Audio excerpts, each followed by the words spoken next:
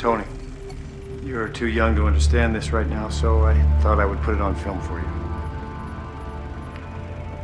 I built this for you. And someday you'll realize that it represents a whole lot more than just people's inventions. It represents my life's work. This is the key to the future. I'm limited by the technology of my time. But one day you'll figure this out. And when you do, you will change the world. What is and always will be my greatest creation is you.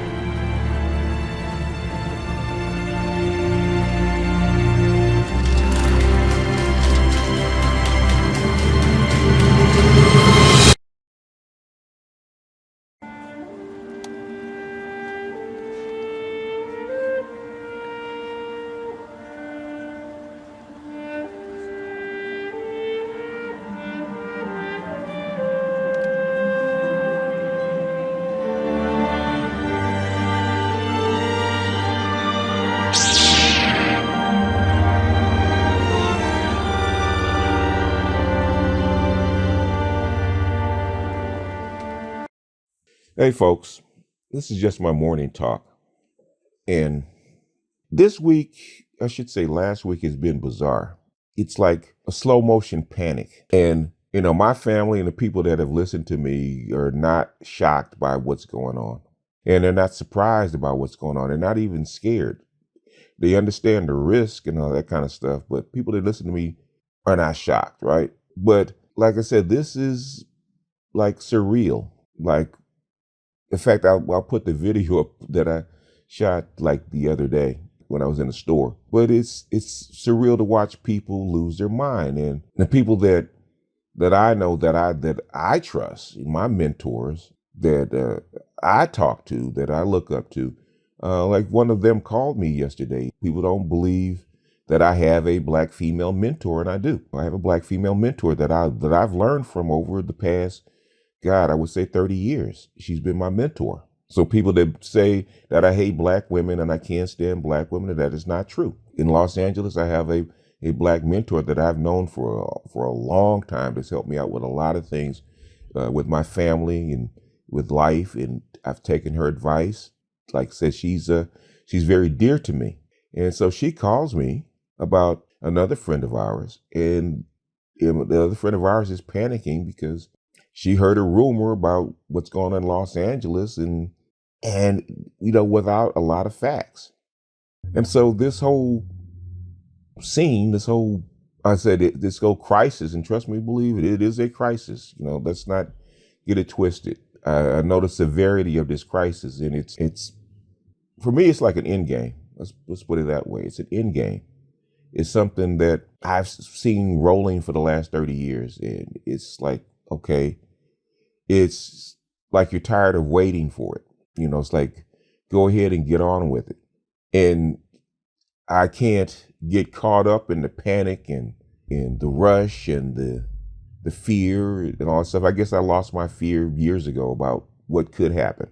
So to see all these structures that human beings have built, these artifices that we've built, the entertainment, the sports, the schools, all this stuff, man, and see human nature so raw that it's bizarre. And not being able to be caught up in it or not being able to feel it, for me, is bizarre. Because I guess I'd be the guy in the burning building, man, sitting down, eating potato chips and laughing. Where are you going to go? All the exits are blocked and there's flames all around and there's no way you're going to get out of this. So sit down, eat your potato chips and observe. And so for me, this is what's going on. I know I have to make certain decisions to kind of keep my family safe and bring the knowledge of what's going on so that other people can make their proper decisions, so they can know exactly what the truth is, so they can base their actions on truth and realism and not the bullshit that you're going to hear on the news or from the White House or popular media. And they can face the truth, whether it's life or death, and whether you can face the truth and you can deal with it as it as it is. So the people that I know, the people that have subbed to me, are not panicking. Okay, we're not panicking. You're finding out what the exact truth is of the matter and what they're getting ready to do or what might do, and you're acting accordingly. So I know this is going to be a ramble. It's probably going to be the rambliest morning talk that I've ever done because my thoughts are all over the place. So I'm seeing things like the NBA shutting down and the season might not restart. And Donald Trump may or may not win the White House. Or what is Biden going to do? That kind of stuff. And really none of that matters. Doesn't matter who wins the White House, okay? What matters is who's in the White House right now. The November election is not going to do you any good right now.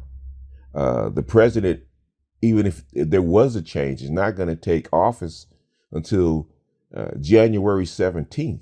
It's almost a year from now. We haven't even gotten to this crisis, man. People are losing money in the stock market, man. People losing their pensions. The banks are basically teetering on the edge. And it's not just here. This is global. You have whole countries shutting down. It doesn't matter about politics. Politics be damned right now. Who cares? Who cares about who's going to be president in a year? We're worried about the president right now that has to do something. Who cares about the NBA? I'm sure the NBA players aren't caring about the NBA. They're worried about their money. They're worried about their family. They're worried about whether they're going to catch the coronavirus and die or whether their children might get sick. They have to worry. They have to be human beings right now. We all have to be human beings right now. You know, I've been in YouTube beefs. I've been in YouTube gossip. You know, I've had my ego up there like everybody else. I have an ego, even though I'm a regular dude. I'm a nobody just like everybody else, but even nobodies like me have egos. Okay. And my ego has been on display on YouTube. So I've been in beefs. I've been in shouting matches, dick length measuring matches, all kind of shit. But at the end of the day, man, always try to ground what I do in my work in real life that you can apply. Whatever is necessary for my subs and my people. You know, really this whole structure is not built for my edifice or my ego or to make money.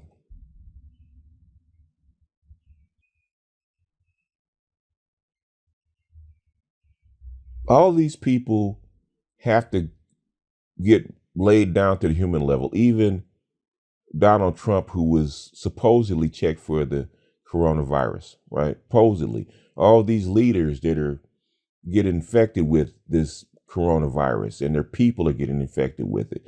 And nobody actually knows exactly what's going to happen with it, and what catching it's going to mean, what the spreading it's going to mean. Nobody actually knows what's going to happen with it because it's unpredictable. It's a wild card. It's a black swan.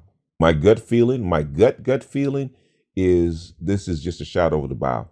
I don't think this is as lethal as it could be. Not saying that it's not serious. It's serious, but I don't think it's as lethal as it could be.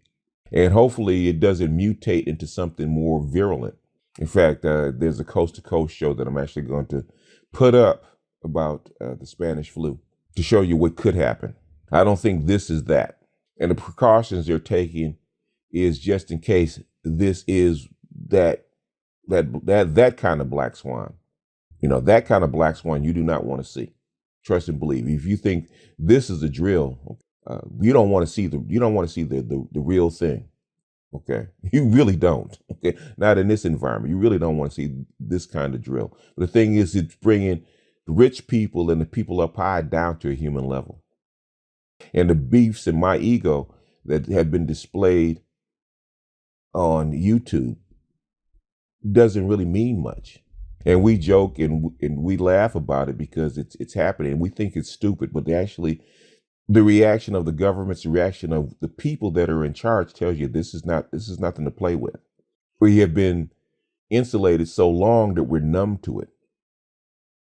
And the social media has presented serious stuff to us so much in different places that we may be numb to it until we walk into that grocery store and we see those empty shelves, until we see the lines wrapped around the block trying to get food, till we see this this edifice, this structure, this artificial environment we call civilization, and we start to see the cracks. We're starting to see the cracks because we thought that this was a smooth road that didn't have these fissures.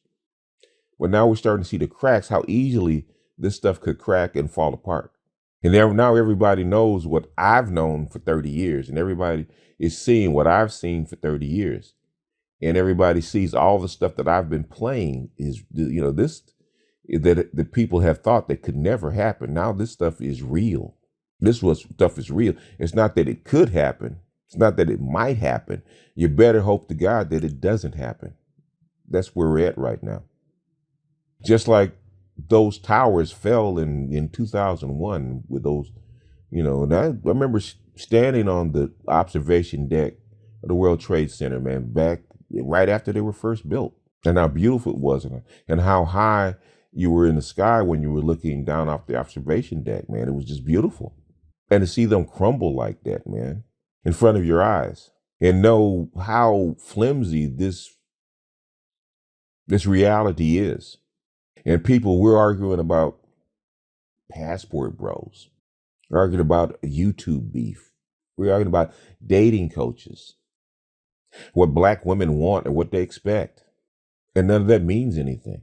All this stuff is fleeting. And if you don't, it's like a house. If you don't take care of it, it'll fall apart. It has to be patched up. It has to be mended. It has to be taken care of. It has to be maintenance. And we forgot how to maintenance this infrastructure, this civilization. We've left it vulnerable. We've tinkered with it too much, taken too many chances with it. We left the baby in the house by himself with the stove on, one too many times. And now the baby has basically set the house on fire, or potentially set the house on fire.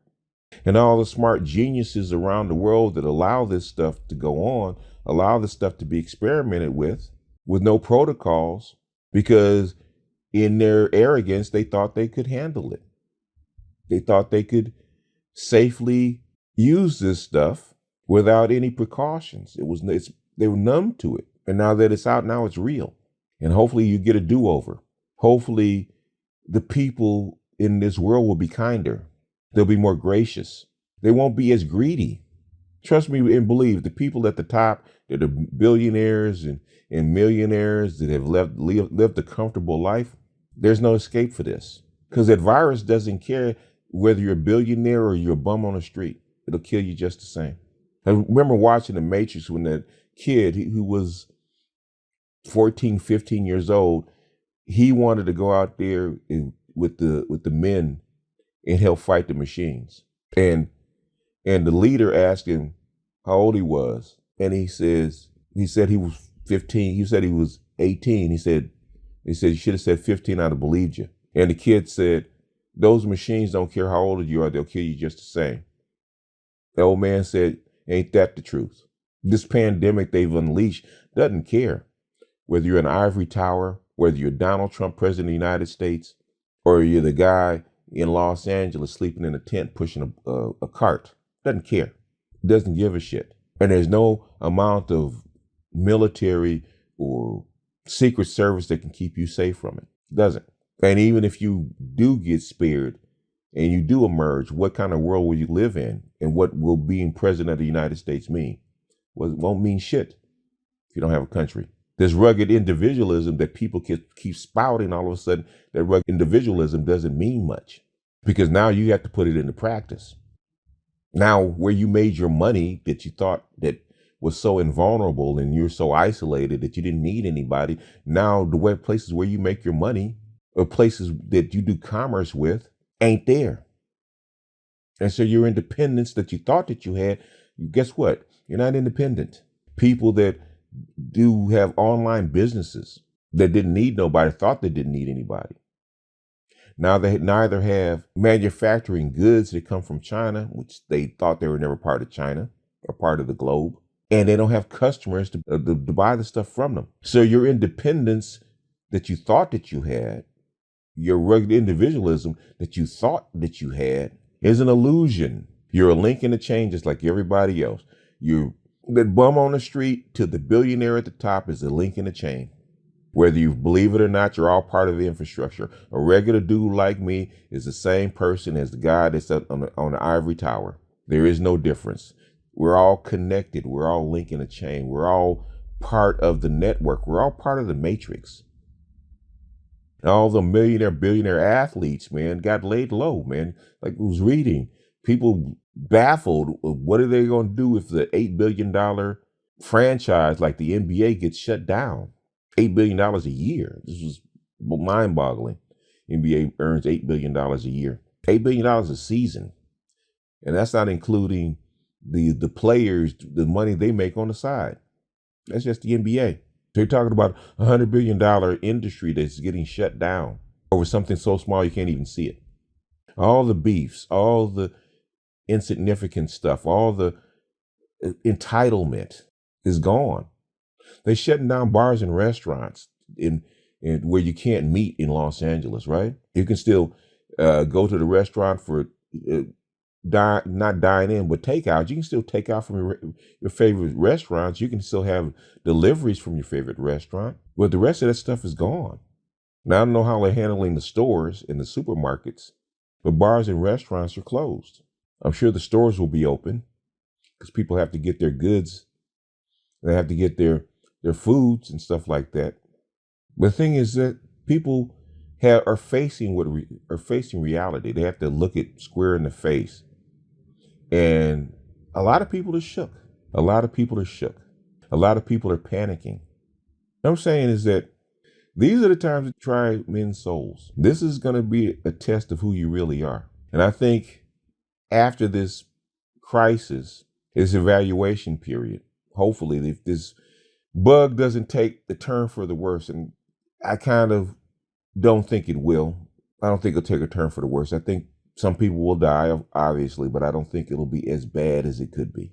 But I think that this is the 2-minute warning. This is letting people know that if we don't get serious about who we are and what this world is like and get real with people, then guess what? The next time we won't be so lucky. The next time we won't be so lucky.